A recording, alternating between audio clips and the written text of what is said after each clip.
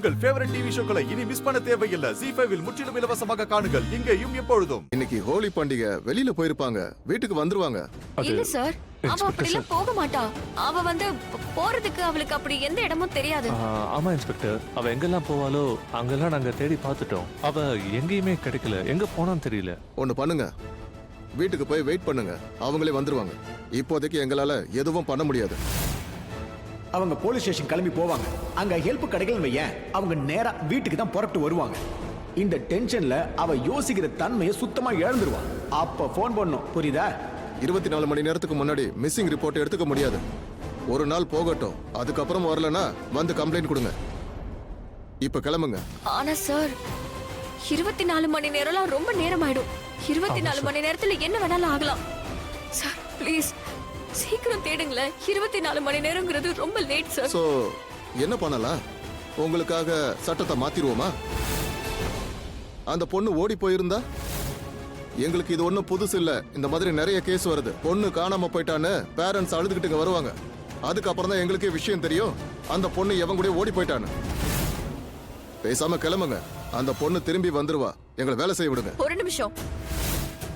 Daily உங்ககிட்ட பல cases வருது, ஆனா அந்த பொண்ணுங்க எல்லாம் வேற. ஏன் ஷாலு ஒண்ணு அப்படிப்பட்டவ கிடையாது. நாங்க சின்ன கிராமத்துல இருந்து வரோம். கிராமம் தான் சின்னதே தவிர எங்க கலாச்சாரம் ஒண்ணு சின்னது இல்ல. இந்த திருட்டு கொல்ல பொய் இதெல்லாம் எங்களுக்கு பண்ண தெரியாது. நாங்க பெரியவங்களை மதிக்கிறவங்க. நாங்க பெரியவங்களை நல்லா பாத்துப்போம். எங்களால மத்தவங்களுக்கு எந்த தொல்லையும் வரக்கூடாதுன்னு நாங்க பாத்துப்போம். அதோட என் ஷாலு அவ இந்த மாதிரி பண்ண மாட்டா. அப்படியா? பண்ண மாட்டாங்களா?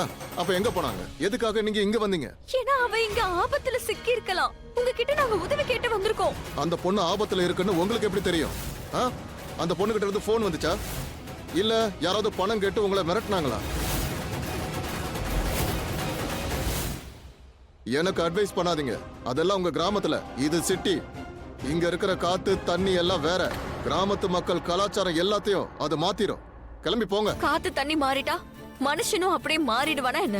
இடம் மாறினதுனால தண்ணி காத்து வேணா மாறலாம், கலாச்சாரம் என்னைக்குமே மாறாது. அதோட அட்வைஸ்னே சொன்னீங்களே, அது அட்வைஸ் கிடையாது. என்னோட பயம். ஏன் இடத்துல நீங்க இருந்தாலும் இப்படிதான் ஃபீல் பண்ணுவீங்க, புரியுதா? அதோட இது உங்களோட கடமையாச்சு. நீங்க போலீஸ், எங்களுக்கு உதவி செய்யறது உங்களோட கடமை. ஆனா நீங்க என்னையே திட்டிட்டு இருக்கீங்க. இப்ப நான் என்ன திட்டிட்டேன்? இன்ஸ்பெக்டர் சார் ப்ளீஸ், நீங்க கோவப்படாம இருங்க. ஏய், இவங்க கிட்ட சொல்லுங்க, அப்படி என்ன நான் பேசிட்டேன்? என்னைய மிரட்டுறீங்க? 24 மணி நேரத்துக்கு முன்னாடி ரிப்போர்ட் எடுக்க முடியாது. நான் ஒண்ணு தப்பா சொல்லல.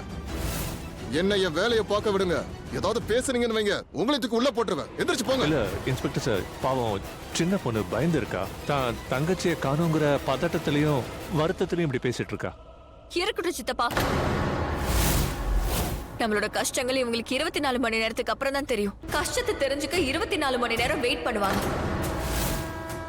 அந்த 24 மணி நேரத்துல யாருக்காவது ஏதாவது ஆயிடுச்சுன்னா 24 ஹவர்ஸ்க்கு முன்னாடி நீங்க ஹெல்ப் பண்ண மாட்டீங்கல்ல? ரொம்ப நல்லது. என்னோட தங்கச்சியை நானே போய் தேடிக்கிறேன்.